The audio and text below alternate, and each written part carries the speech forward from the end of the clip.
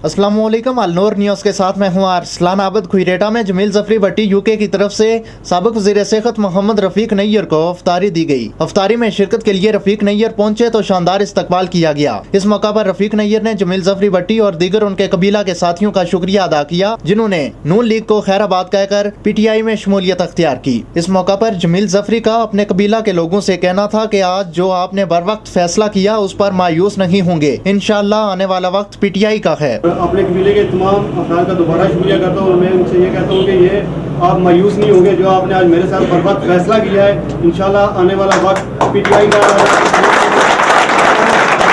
नून league को खैराबाद कहकर PTI में शामिल होने वालों में साजिद भट्टी, नाइक शब्बीर, अदिल नसीर भट्टी, मुख्तार अकरम भट्टी, आबिद सुल्तानी, असद शराजी, जायद सुल्तानी, सरमद नजीर भट्टी, नबील नसीर, सरफराज कमला, राशिद अब्बासी, अब्दुल सलाम, रिजवान सदीकी, काशिफ सादिक, मोहम्मद तहसीम मुगल, मोहम्मद अदिल मुगल हैं। साबिक वज़ीर सेहत रफीक नैयर ने अफ्तारी का अच्छा एहतमाम करने पर शुक्रिया भी अदा किया। मैं इस पर जमील साहब आपका भाई दिल की अथा कर रही हूँ, मशकूर हो।